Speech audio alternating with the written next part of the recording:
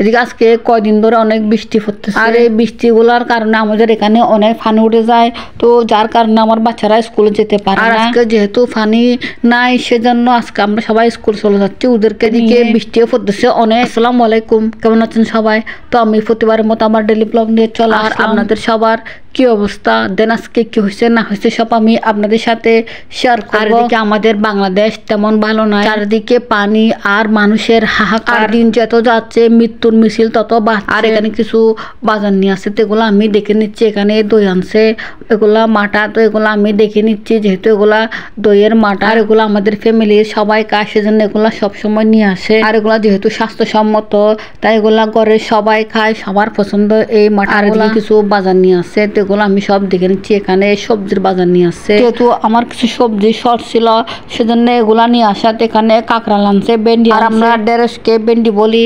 তো এগুলো আমি সব দেখে নিচ্ছি যেহেতু এগুলো একদম ফ্রেশ টাটকা। আর যেহেতু পানি ওঠার কারণে এখানে সব সবজির লেট বেশি, তো বাজারে এখন সব কিছুর অনেক দাম। কি করা খেতে তো হবে।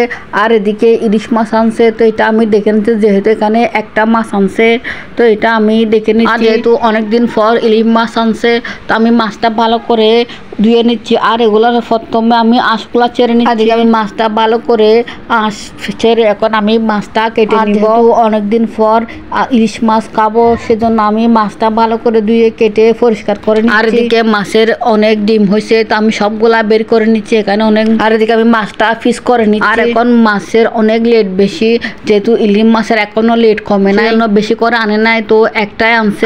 আমি কেটে ধুয়ে সবকিছু আমি পরিষ্কার করে নিয়েছি, এখন আমি রান্না করব। আর এদিকে আমি চুলায় রান্না বসিয়ে দিয়েছি, যেহেতু আজকে আমি এই মাছটা রান্না করে ফেলবো। আর যেহেতু অনেকদিন পর আজকে ইলিশ মাছ খাবো সেজন্য আমি সবটা রান্না করে ফেলবো। আর এদিকে আমি চুলায় তেল, পেঁয়াজ, মরিচ সবগুলা দিয়ে দিছি, তো এখানে আমি মরিচের গুঁড়া, হলুদের গুঁড়া সবগুলা দিয়ে দিব। আর এখানে আমি টমেটো দিয়েছি, তখন আমি হালকা ফান দিয়ে ভালো করে কষিয়ে নিব। আর এখন আমি ভালো করে নেড়ে চেড়ে দিব এগুলা, তো ভালো করে আমি কষিয়ে নিব। আর একটু ফানে দিয়ে আমি আবার কষিয়ে নিব। বছরটা অনেক খারাপ যাচ্ছে, যেহেতু সরকারের পতন হলো, আবার নতুন উপদেষ্টা আসলো, অনেক ছাত্র।